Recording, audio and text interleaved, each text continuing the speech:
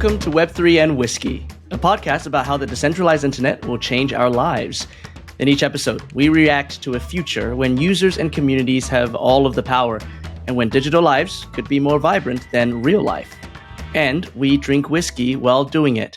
I'm your host, Gary Liu, and as always, I'm joined by Suresh Balaji, founder of the Web3 Marketing Association, and Malcolm Ong, a product leader and serial entrepreneur. Our producer, Disco Wolf, or as we call him, D-Dubs, is also here to fact check and judge our opinions. If D-Dubs likes what we say, you will hear. If he dislikes our opinion, you might hear. Quick disclaimer. We don't show projects in this podcast. So consider everything we say to be personal opinion, and our opinions should never be taken as investment advice. How are you guys doing this morning? Pretty good. Fabulous. This is a morning recording. Usually we're recording on an afternoon or in the afternoon. And so everyone's lighting looks so good. Suresh, look at you. Wow, I'm glowing. I mean, it is a beautiful day here in Hong Kong, and all three of us, plus our wolf friend, are all here in town. It's just the light outside is quite nice. So We should be doing this IRL. we should be doing this IRL. I don't know. We have to find a proper studio space because D-Dub's little wolf hovel isn't a great place for us to record. So eventually he will, build a house that he will try not to blow down, and we will end up there and set up our studio. But yes, it's good to record in the morning, or the whiskey in the mornings. I guess we'll talk about whiskeys in the mornings. Speaking of which, let's start with the whiskey. Suresh, what do you have for us this week? Oh, look at this puppy.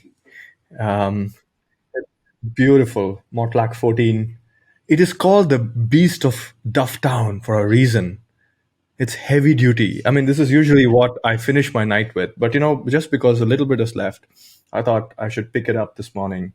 It's going to be, this is a great start to a great weekend. So, hey, here I am, fully robust, ready to hit the weekend. Mortlack 14. Very, very nice. I think I was just telling the gentleman earlier, when I visited Dufftown, I really wanted to visit the Mortlock distillery. Alas, it was closed. They didn't let me take a tour, and I'm still quite sad. So next time I go to Scotland, that will be my port of call. Malcolm, what are you drinking today? Today I got a Hibiki. Fancy, man. It's the blender's choice. It's a no age statement because unfortunately Hibiki discontinued their wonderful 17-year. But yeah, I still like it. It's Japanese whiskeys are generally my go-to next to scotches. For this, I think its nose is a little bit sweet, a little bit of vanilla. Let's see. I'd say some sweet fruit, a little bit of spice, a little bit of caramel. It's a good go-to choice, I think, for me. I think Malcolm's voice with that description of scotch, that's a Scotch distributor's dream. I know. And where is your sake glass, mate? Or sake cup? I upgraded to a proper whiskey glass. This ice and whiskey stones. All right, so I'm back to the independent bottles. And today I have a Douglas Lang. It is a Krigeliki bottle from 2019. This was a 12-year aged special bottling by these guys. Douglas Lang is really, really good at marketing. So to be honest, this is more marketing than it is Scotch. It's part of what they call the Element series from 2019, and this is the Fire whiskey. But Krigeliki is a very interesting distillery. It's a tiny little distillery right in the town of Krigeliki, which we talked about last week because I was drinking a Macallan, and everyone knows what a Macallan is. Macallan Distillery is based in Krigeliki. But Krigeliki's own distillery rarely ever produces an original bottling. And there are only just a few original bottlings from Krigeliki, a 13-year, 17-year, and an extremely difficult to find 23-year. This independent bottle, aged 12 years, the cask must have had some extra fire in it when the cooper was making it, because you can smell a little bit more smokiness than you usually get out of these space sides. Krigeliki is usually part of the Dewar's blend, so it is it's quite lovely when you get to drink it by itself. So It is marketing, but it's still a lovely whiskey. So cheers, gentlemen, to a good day. Cheers. And to marketing. It's very important, Suresh. Oh, that does burn, actually. That first sip burns. It's cast strength. See, Mortlack doesn't burn. Yeah, you got I think I'm a winner of this round. I think we're all winners. We're drinking whiskey in the morning on a beautiful day. We all win. All right. For today's main topic, our discussion is, what if Google starts paying all of its employees in crypto? Lots of implications to that decision. But before we get to the main discussion, let's get some reactions to the news. What do you have for us this week, D-Dubs? I have some drooling noise for you this week. Which piggies did you piss off this week? Oh, wow. My word. He's going to have to edit this out. Okay, first the 5 news items today. Tag Heuer introduces an NFT viewer for its connected watch to allow customers to wear the digital assets on their wrists. Suresh. Listen, it's a bit gimmicky, okay? But I truly want to laud Tag for this. It is but a first step, like every brand makes a first step, so well done, Tag. I really don't think it made a big difference to Twitter when they did it, did it? I thought it was pretty lukewarm. But here's the more important part. 99.4% of all NFTs sold are below 1 ETH floor. So I'm really not sure if anyone wants to show their PFPs on their watches, okay? So most people are thinking, oh shit, why did I buy this NFT in the first place? So, nah. I mean, we're already seeing lots of people display their NFTs on like pendants, right? Last time we talked about, Tiffany, phone cases, etc. So I think this is interesting to see more and more luxury brands, specifically a watch brand here like Tag, wanting to appeal to like a younger customer base. So they're trying out new things. You're trying to innovate. So yeah, I don't know. It's interesting to see what's next, right? Maybe an app that will let me display my NFT on my lock screen. How about that?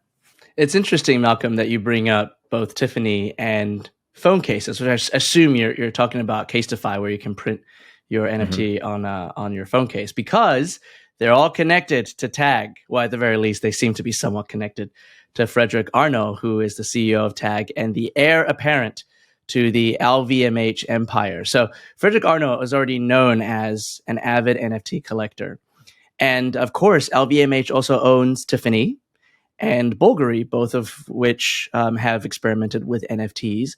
And the most recent public picture that was posted of Frederick Arnault was of him eating dinner with Adrian Chen of New World, who invested in and is really the only investor in Casetify, who has been doing NFT phone cases over the course of the last year. So everything's connected. By the way, Frederick Arnault and Adrian Chen were having dinner with Lisa from Blackpink, so I'm jealous about that.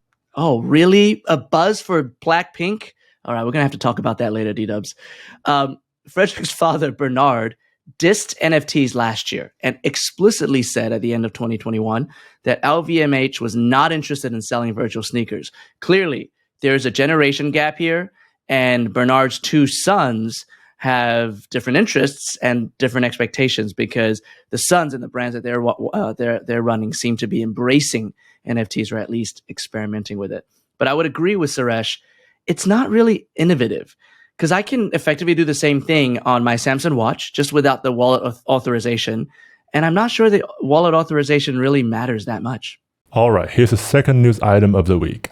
The Islamic State turns to NFTs to spread terror message. Malcolm.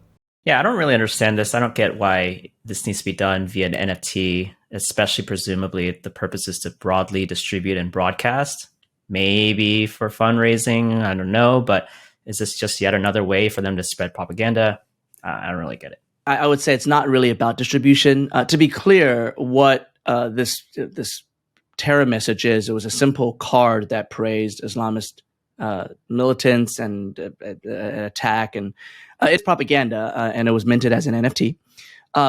It's not about distribution, but I do think it's about immutable preservation, because once that kind of message is on the blockchain, it can't be censored, it can't be wiped, it can't be destroyed, and someone in the future might in fact stumble on it or other propaganda like it and believe it to be the truth, right? So it does actually raise some questions about whether or not there should be any kind of gatekeeping in Web3 if everything on the blockchain becomes truly immutable, right? I think that's a huge topic, probably for another, not probably, definitely for another day. That's something we probably have to wrestle with, something I've thought a lot about because, of course, the news company that I used to run, but also because of Artifact Labs, where we're trying to preserve history, but trying to figure out what types of history to preserve. Okay, next. HSBC and top Hong Kong firms sign up for China's state-backed blockchain. Gary. Ooh, Suresh. All right, we're not going to go to you first. Let me talk a little bit about BSN. China is building an alternate Web3 and blockchain ecosystem. I think we all know that. And their blockchain ecosystem in mainland China specifically disallows cryptocurrencies and speculative assets. Now, according to the Chinese central government, and they've talked about this pretty openly, and you can also read between the lines, it's mostly about national financial security. So making sure that they can control, China can still control the flow of currency, especially across its borders. Because with crypto, it's just too easy for currency to flow out of China. And this to China is a massive national security risk. But we also have to remember that I think early on when China first went after cryptocurrencies, it was mostly about mining and what mining was doing to the climate in China. Climate change is one of the Chinese president Xi Jinping's top priorities because it's literally killing people in China. And at one point, crypto mining, if you take all the crypto mining rigs that were operating in China and really put them all in one city, it would have been the 9th largest polluting city in all of China. And remember, China has huge cities, and the 9th most polluting city in China is probably among the top 20 most polluting cities in the world. So, in reality, there's a climate change issue, which is part of the reason, not the only reason, part of the reason why the Chinese government went and banned crypto mining. There are reasons why the Chinese government believe that they need to build a separate Web3 and crypto ecosystem or blockchain ecosystem. I don't really know how this is all going to end up working. BSN still kind of runs off of fungible tokens. They just happen to be non-tradable, but they're still fungible tokens. So this feels more just like an industrial blockchain deployment. And corporates might in fact be interested in it if they don't really care about public consensus. And if Spartan Network is actually really, really well built for corporate uses, they could be really interested. But I will say this, I don't think it will go the way of Hyperledger, which is another early open source corporate blockchain that kind of went into nothing because people started being more interested in public blockchains. And the reason I don't think it's going to go the way of Hyperledger is because China's backing it. And I do think eventually BSN in China and Spartan outside of China will connect. And that will be really interesting for the city we live in, because I think if it does connect, Hong Kong is really the only city in the world where it can connect in. I hope so too, Gary. Could be a really good boost for Hong Kong, where there are clear protocols that Hong Kong can operate on from a jurisdiction perspective, where it's a space for interoperability. But again, it's the blockchain. I mean, we are looking at L1s who are not talking to each other. Their interoperability is so far away. And it's at this point in time feels like a decade-long dream, right? But back to China, I think China has always been the Galapagos island of tech, right? It's its own ecosystem, and I've always maintained that technology should be built on top of robust industrial policy. And why is that? Because we need the rule of law. We need to provide safety. We need to provide security for individuals, organizations, capital, and everything else. So it kind of makes sense for any international firm to always have to have aligned to two ecosystems, one for China and one for the rest of the world. And I guess in this case, Web3 blockchain is no different, right? I mean, when I started doing social media marketing for Web2, we had to build social media strategies for WeChat and QQ and separately for Facebook and Instagram. So and so be it. And those two are not interoperable either, right? Even Web 1, Web 2 worlds don't collide, and it is okay, I think. But it's fascinating to see China taking a big leap into this, and only time will tell. Yeah, I think it's quite fascinating, Gary. As you mentioned, right? So Spartan specifically is the international version, the external to China version of BSN.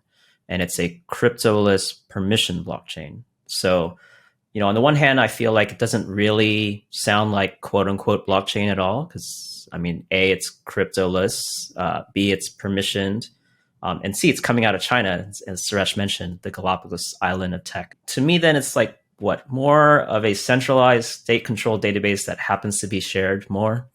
And I can't imagine, okay, if NFTs are on these permission chains, it's not really interoperable outside of these permission groups. Digital collectibles, by the way. Yeah, they call it digital collectibles, right? So I don't quite get it in terms of the, broader definition of blockchain or the accepted definition of blockchain. Now, on the other hand, as you also alluded to, it's interesting that they are effectively creating the single standardized infrastructure layer to allow systems of these organizations to actually talk to each other, right? So systems part of the permissioned, opted-in organizations, they can talk to each other very easily. So there's already many private consortium blockchains like Alibaba and Tencent, et cetera, that don't actually talk to each other yet. So this will potentially help solve that. But then also consider banking systems, maybe between China and Hong Kong, now have a more modern distributed ledger system to share information and data. So it's effectively upgrading their existing systems to be better. So I think from that lens, it can be quite interesting. The best part of this, you could say this is Spartan. God, where's that buzzer? Where's that buzzer? Buzz him. Buzz yourself. Not going to happen. Moving on to our fourth item of the day.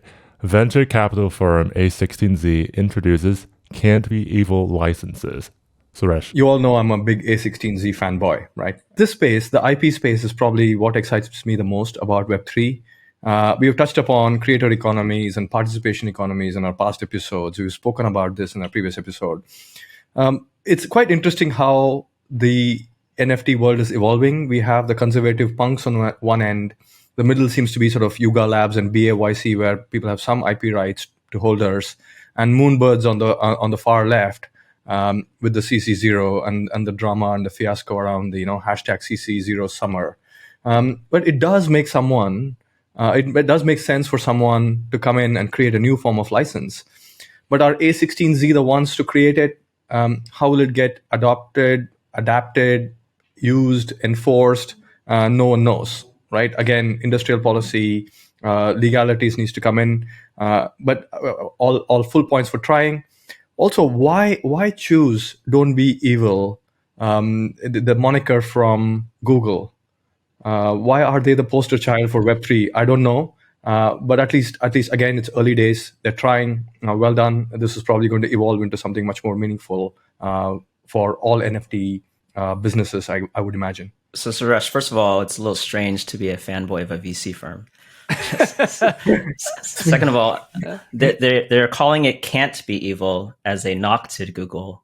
Don't be evil, right? Basically saying that this, because of the way smart contracts work, because of the way blockchain works, even if you wanted to be evil, technically you really can't. And so that's maybe the beauty of this, and it's a knock to Google, because obviously there's a lot of criticisms of Google actually doing evil things, even though they say they don't want to be evil. Anyways, that aside, I agree with you. I think it's actually great to see someone, interestingly, it's a VC, but someone proposing a suite of licenses a la Creative Commons for these NFTs for a few reasons. I think number one, NFTs in general, I mean, it's relatively new to the space, relatively new, thing to our community.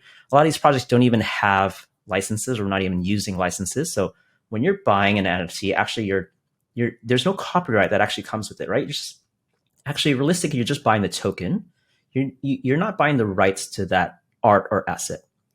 Furthermore, a lot of these NFT projects, they're started off by creators and artists that don't have a lot of money. They don't have a legal team behind them to create these licenses, so they're very expensive to do.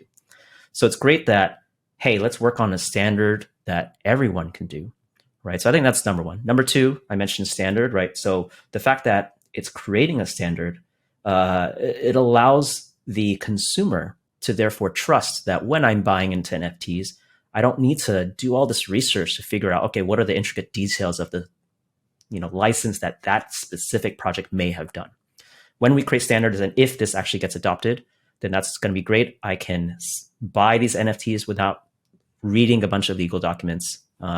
Very similar to if you sign up for a website, I'm not reading your terms of service, right? I think number 3, now, even when you do have licenses, though, in certain cases, there's a lot of ambiguity around what those rights are. And again, this creates a standard where things are more transparent, things are more clear. I have expectations of what I'm getting at. And I think number 4 is that a lot of times these licenses are actually off chain, so it's arguable if they're enforceable. So by creating something that people actually adopt, I think that will also have that. So should this become used, brings more transparency, awareness, I think this is great for the industry. I think it's worthwhile to ask the question why A16Z is doing it. And I think the answer is that they've invested in lots of NFT projects, and especially sort of the companies like the Yuga Labs of the world that actually own the rights to these very valuable NFT collections. And I think they're trying to protect economic return for their venture firm. Because the one critical new option that they've offered up in these Can't Be Evil licenses is an additional option which allows creators to retain exploitation rights or commercialization rights alongside of NFT owners, right? Because previously, effectively, we had to choose. Either I give my rights away to you as the NFT buyer, or I retain it as the creator, or I give it away to everyone and no one has any real exclusive commercialization rights.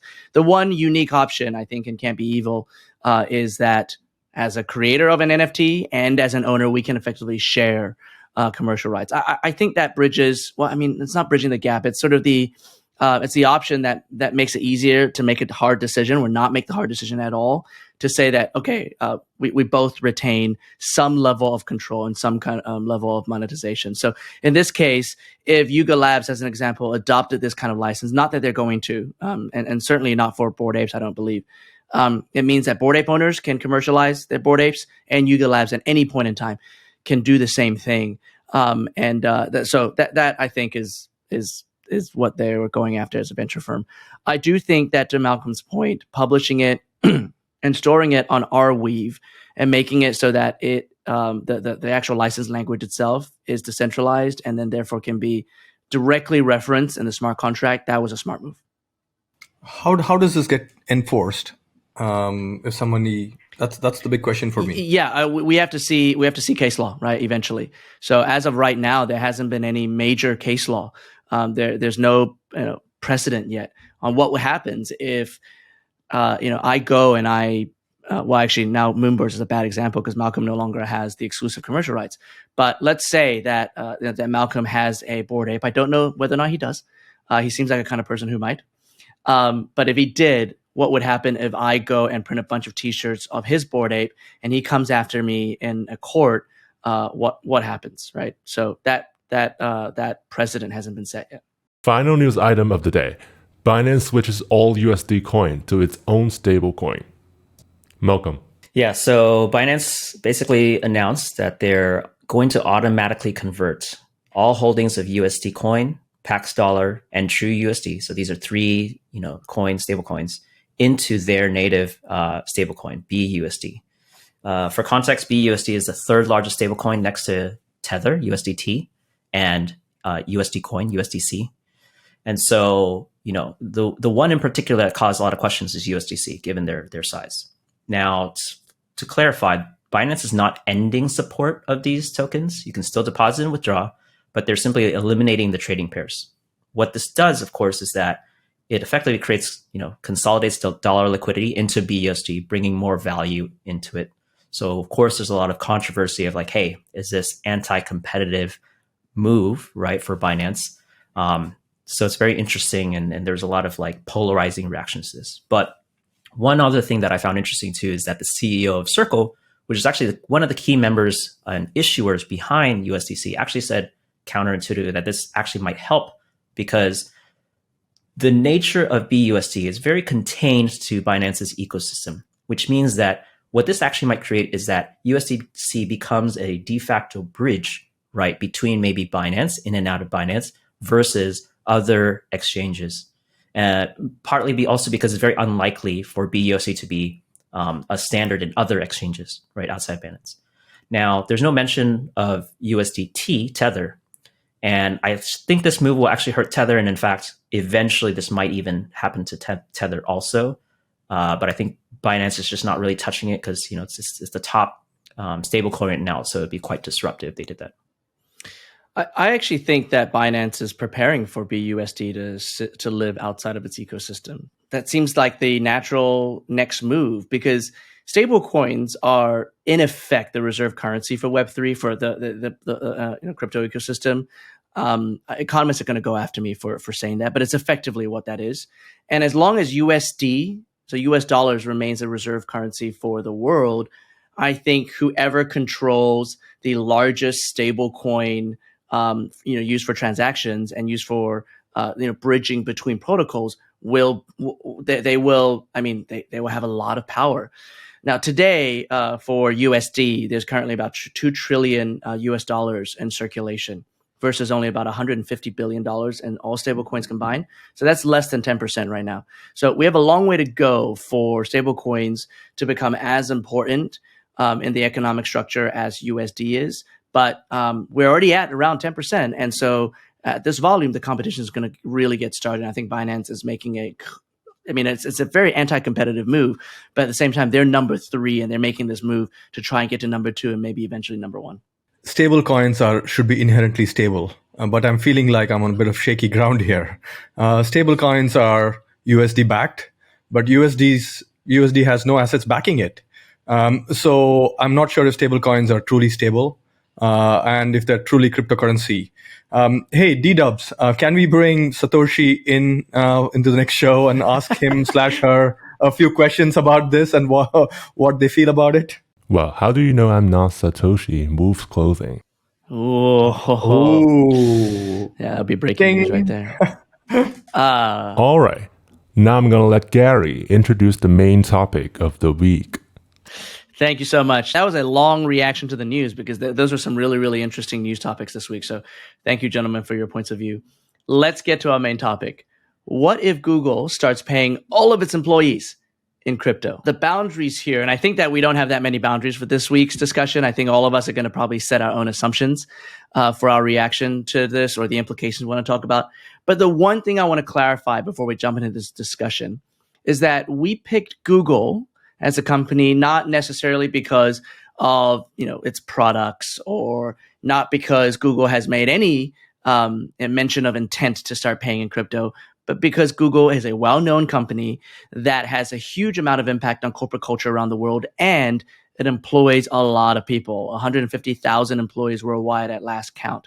So if Google were to make a move like this, it will have ripple effects, right? Other organizations that look to Google as a cultural beacon will say, hey, should we consider this? And of course, with 150,000 employees, that is already enough people to actually, I think, move the market. So what if Google starts paying all of its employees in crypto?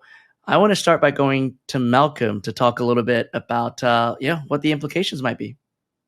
I'm going to assume that when we're talking about Google paying its salaries in crypto, we're talking, first of all, base salaries, right? We're going to ignore any equity-based portion comp, like leave that alone.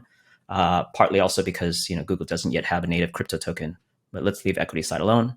And then for the base salary, I'm assuming we're going to use dollar stablecoins, just USDC, for example, as we just talked about, as a replacement to fiat-based base salary. Of course, because dollar stablecoins is stable, we eliminate that factor when dealing with money. One interesting thing with this is that it also implies, though, a big change in the way that Google would need to operate. Of course, it would need to hold these dollar stablecoins in the treasury. I don't think it's going to be a big problem, but just keep in mind that's a big prerequisite. They'd have to really think about how to do that. But I think this is interesting for Google in a few ways, right? So number one, I think this absolutely will reduce their costs, especially given their scale and their global nature. Crypto transfers are very, very cheap, right? Especially relative to traditional payment methods. There's less transaction fees, less Forex fees, less overhead. Think about all the different currencies that Google has to process currently today in their 50 plus, countries that they're in. So less overhead there, less Forex risk, right? So maybe it actually means they no longer need to hold balances of other, foreign exchanges in their treasuries. And so there's a lot of less volatility there. So I think that's number one, a reduction of costs and optimization of the process in their financial ops. Number two is around yield, right? If they're actually holding a massive treasury in these USDC, at least currently right now, the yield generation opportunities for crypto is considerably higher than traditional fixed income. So I think you can get, call it 5%, 6%, et cetera, generally speaking, just for, staking your USDC, if you will, and generating yield from that. So that's an opportunity there. I don't know how much of a dent that really will make for Google, but it's certainly, relatively speaking, an opportunity. Now, what's more exciting, though, I think that's number three, which is the fact that these tokens and the fact that crypto is programmable. This really allows them, especially for a company like Google, who's very tech-centric and engineering-centric, to actually optimize their cash flow, optimize their liquidity management, and whatever business logic that they need to do. I'm sure there's tons of automation that happens already, but the fact that you can actually program these into crypto makes it even more possible to optimize these things, right? So reduce time spent on this management. Everything's handled automatically through triggers and through APIs. You can even do very fancy things like streamed payments. For example, what if I literally wanted to pay someone every hour rather than every 2 weeks? Or on trigger payments, maybe I would require certain roles to accomplish certain milestones and it would automatically trigger a payment, right? All of that can be programmed in. It doesn't require any human intervention. I think that's really, really exciting. And then lastly, of course, given Google's scale, given their, again, diversity in 50 plus different countries, this might position them to actually push that even further. Maybe they can hire outside of the countries that they already have jurisdictions in. They don't need to rely on having an office there. They don't need to rely on hiring third-party agencies, right? Because crypto is very cross-border. So if it's accepted in those countries, then great. If the employee on the other side accepts it, then great. It gets rid of all this overhead. So I think that's what makes it really interesting here from Google's perspective. Malcolm, I know you started off by saying that you're talking about paying base salaries in US dollar denominated stablecoins and not equity based portion. But don't you think that's where it probably would start? That equity would be that the ESOP of Google would become token based, and Google would actually issue its own token that I guess looks more like a security. Their regulatory blah blah blah that we can discuss later on or in a different episode. But wouldn't that be the easier way to start paying people in crypto, replacing ESOP with tokens? Yeah, that's an interesting question. I mean, Google's a public company already, right? So technically speaking, you could buy shares into Google, you can give RSUs to your employees, and that is quite liquid already, right? Even if you had, say, some sort of vesting schedule, a quarterly or annual vesting schedule, you can pretty much sell, within certain policies and within their restriction rules, you can pretty much sell those shares on the market. So I think it's quite liquid. So I don't know what more you're buying if you actually switched to crypto-based equity.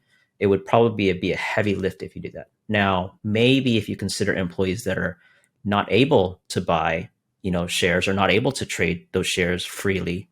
I don't know if certain countries or certain jurisdictions have those limitations. Then I think in those situations, crypto equity might make sense. But the reason why I focused on the base salary piece is I think the bigger change is the shift on that side, rather than the shift on the equity side. That's interesting, right? Equity in a certain way, the construct of equity and the value of shares that you hold is derived from the bottom line of the company based on dividends or share buybacks, and that's how the share price goes up.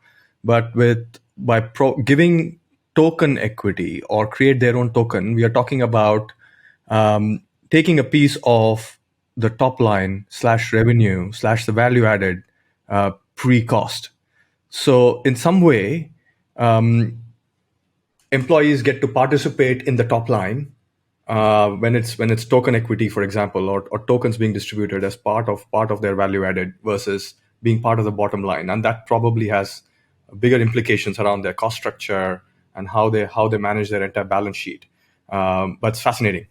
Yeah, I think you are right in today's paradigm, but I think that what is changing with companies and how they accrue value, especially in the Web3 space, is that more and more companies are choosing to accrue value into a token versus into their equity, right? And for a public company, of course, the dividends and the share buybacks, they are all part of and the company's bottom line calculus, right? So if the company is doing better and making more money, then the dividend payouts are going to be hopefully higher, or the company's going to have enough cash to buy back their shares and reduce the public float, which again raises the value of those shares for shareholders. But in the new world, we are starting to see plenty of business models that would not work on the public markets. For instance, platforms that no longer take any type of rake, right? No processing fees, no transaction fees. Why? Because all the transactions are done via a native token for that platform, which means that for you to do anything on that platform, you have to hold on to that native token. And the more people who buy and hold on to the native token, the higher the value is. And the company holds a treasury of these native tokens. They're accruing value by not taking a rake more and more to the tokens. And at the end of the day, me as an employee or Malcolm as an investor, we would prefer to take our equity share in tokens if that is where the company is focusing on accruing value. All right. Let me talk a little bit about this move from the employee's point of view. I personally think if Google were to do that now or any time in the near future, it would be terrible for their employees. Terrible.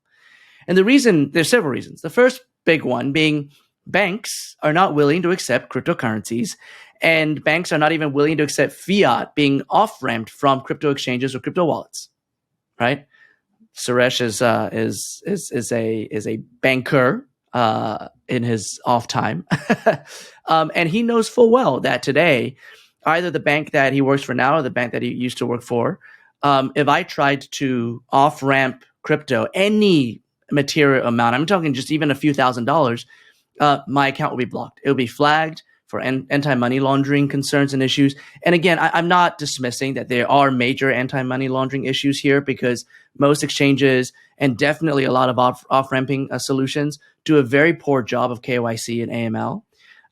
But it makes it impossible to actually take crypto and actually spend it at scale in the real world. It's very, very difficult, at least, certainly for the majority of consumers. So for this to actually make sense, first of all, banks need to stop blocking crypto off-ramps. And I think a lot has to change. Either the banks have to decide to accept the risk, or something fundamental has to change. Like, for instance, SWIFT needs to connect with major layer 1 blockchains. Otherwise, you will never really be able to, even with transparent transaction data, you won't really be able to know how this money was gained, right? Where this money came from. You can't really do AML. That's really, really difficult. So the first issue is banks. Now, let's assume that we decide to completely shift away from the traditional banking infrastructure, and crypto, it can be spent directly. Okay, that is a potential future, but then crypto needs to be far more widely accepted, and more importantly, crypto needs to be far less volatile. Imagine going to a corner store and buying a bottle of milk or a carton of milk, and every second you wait, the bottle or carton of milk changes price, right? That's the reality in the crypto markets today. That is untenable for merchants, for consumers, for any of the processing layers in the middle. There's just the processing cost of buying with crypto at scale right now. These systems could not handle, right? We talked about throughput a couple of weeks ago. Actually, that might be something we bring back at some point. But the throughput won't handle it. And frankly speaking, I don't think anyone in the value chain will accept that type of volatility. So I don't think crypto will likely be widely accepted for quite some time. Now, I know there are going to be listeners who are going to be hitting their own buzzer and saying, yeah, but crypto is accepted now. And in fact, there are off-ramp solutions like crypto.com and their card that allows you to technically spend crypto at any vendor in the world. I hear you. But here's the difference. The crypto.com card, it's a cool product, but it has significant limits. And frankly, what it is just a debit card. right? It's a Visa debit card. And so every single time you spend, it's a prepaid debit card at that, you spend, Crypto.com transfers or converts some of the crypto in your account into fiat and then deposits that fiat into the card so that you can pay with the card. It is not a seamless solution by any means. And eventually what's going to happen at scale is that users are going to be left holding the bag with exchange fees and processing fees and everything that happens in the middle layers to make payment possible. So this solution right now that Matt Damon was shilling at the Super Bowl, that's not in my opinion, a truly scalable solution. And then, thank you. Honestly, what happens when you have to make a big purchase? Like what happens when you have to pay rent, where you can't use a debit card of any kind, or a down payment on a house, or go buy a car? What happens then? I don't think there's a solution here. Hey, Gary, what about CBDCs? How likely you think, or where in that spectrum will central banks, because I think you're absolutely right in that this needs to be more widely adopted. But countries are already talking about, CBDCs. So I don't think CBDCs are cryptocurrencies. CBDCs are traditional currencies, just that we don't have physical notes aren't being issued. They're being issued as digital notes. And it's still controlled by a central bank. It can't be freely traded. No CBDC is going to be, countries are not going to allow CBDCs to be freely traded on a DEX, right? Decentralized exchange.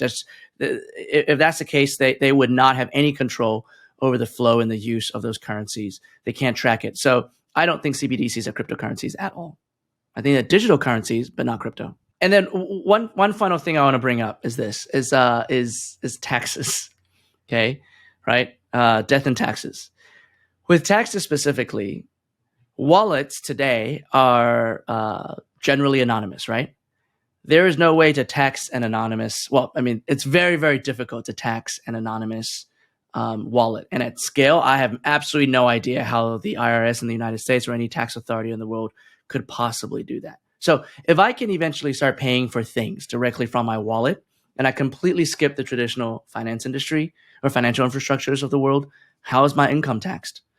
So I think that before this is even possible, and before companies will be allowed to do this, tax regimes around the world have to change quite significantly. Potentially the first move is to force employers who want to pay with crypto to actually, the employers have to withhold the tax, which by the way would mean far greater restrictions for earners down the pipe, right? There's a lot of post-tax strategies or pre-tax strategies for personal finance that will go out the window because employers will just hold on to a portion of the income as tax. So I think that there is a solution here, and this could be really interesting for us to discuss at some point, which is the idea of having a doxed wallet. I think that more and more people are talking about this with the rise of decentralized identification, and especially since July with the rise of with the thought invention of soulbound tokens, right? The idea that there could be potentially a soulbound asset that may be doxed. And I don't think it's a bad idea. I do think that there are other assets and records and documents that individually we should decentrally own, and it shouldn't be stored in a centralized database or authority, but that need to be in wallets that are doxed. It can't sit in anonymous wallets, right? We're talking about things like health insurance, health records, employment records, educational records, all of these things, marriage licenses, that should end up in a quote unquote doxed wallet. So I think until there's a scaled doxed wallet solution because of taxes, this is also not possible. So that's my overall take from the consumer point of view. I'm just looking at it from an employee point of view as well, right? As an employee brand / employer brand rather, will paying in crypto be a competitive advantage for companies, especially from a hiring perspective? Maybe more Web3 natives will want to join Google because they'll see this as a groundswell of, hey, this is where the action is. Let's leap in. Maybe it's a competitive disadvantage, right? To your point, I don't know if employees will want massive swings from in their salary by the day, by the hour. I assume that many salaried individuals are inherently not risk takers. right? It's a massive assumption here. But is it a risk that folks are willing to take? Big question. I think the other point that you make is, from everything that I remember of economic theory, there are three characteristics of any asset, right? Durability. Well, are all these coins durable? Scarcity is the currency they're going to get paid in. Is it really scarce? And lastly, the point you make around social acceptance and acceptance itself. There is probably a direct correlation between acceptance and asset price. So somewhere, I don't think it's a great idea, at least not yet. Let's talk a little bit more about employer branding. How would you, as a marketer, Suresh? I know that you're not a employer brander, but let's put that hat on today. How would you market this if Google or your company were to do it? I think firstly, as an employer brander, I'm going to go back and say, guys, don't do it, because it's to the point I made earlier. It is probably a competitive disadvantage. All right. Okay. Fine. But if you were to do it, if they say we have to do it, what are the employer branding? What are just the branding, not just employer branding advantages? Is it just, we are a innovative, forward-looking company? Is there three things, right? The first thing is you're right, innovative, forward-looking, etc. I think the story of we are building the future right here, right now, we are ahead of everyone else. The second one, perhaps, is the story of Web3 is a story of culture. It's not just a story of technology constructs. We are in the zeitgeist to doing what we need to do. And the third big piece is that it'll probably reach new segments of devs that Google could never reach before. Yeah, I think that last piece too, from practical perspective, it allows them to reach an audience of employees that may, otherwise be shut out. For example, there's tons of people around the world, highly skilled, but maybe underbanked or unbanked.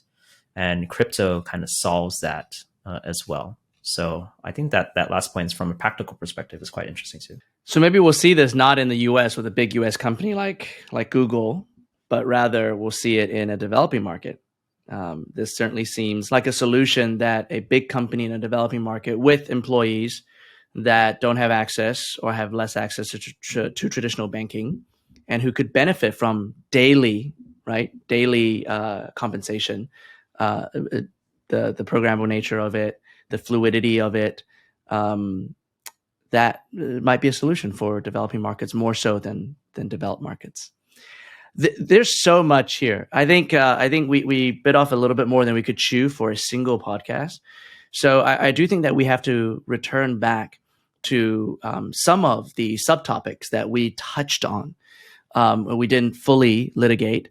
Let's find some time in a next podcast to talk a little bit more about this stuff, because we are running out of time. But I learned some interesting things today. Heard from Malcolm that to pay employees with crypto means that a company would have to hold on to a bunch of coins. He's assuming that these are going to be stable coins in their treasury, which could be very interesting because of the return and the yield for the organization itself. There are very interesting applications of the programmability of cryptocurrencies, unlocking new ways to compensate employees and making compensation more fluid and more liquid. We also know, at least I brought up from employees' point of view, that I think that it's way too early. That'll probably be bad for the employees now, because banks don't particularly like crypto right now. It's really, really hard to spend. And then the volatility of crypto itself could be a massive problem, not to mention the tax implications. And then from Suresh's point of view, this could be a competitive advantage for companies, brand advantage. But at the same time, I think all of us do believe that there are so many problems in the interlayers that need to be solved, that this is not a real world probability, at least not in the short term. Hopefully in the mid to long term, if it is beneficial to employees, and maybe in the developing market more so than the developed market.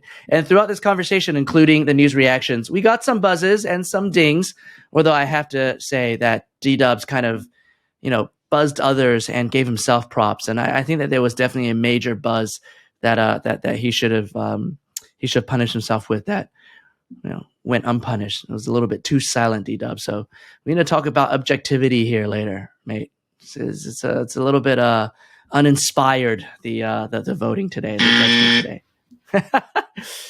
Well, everyone, this has been Web3 and Whiskey.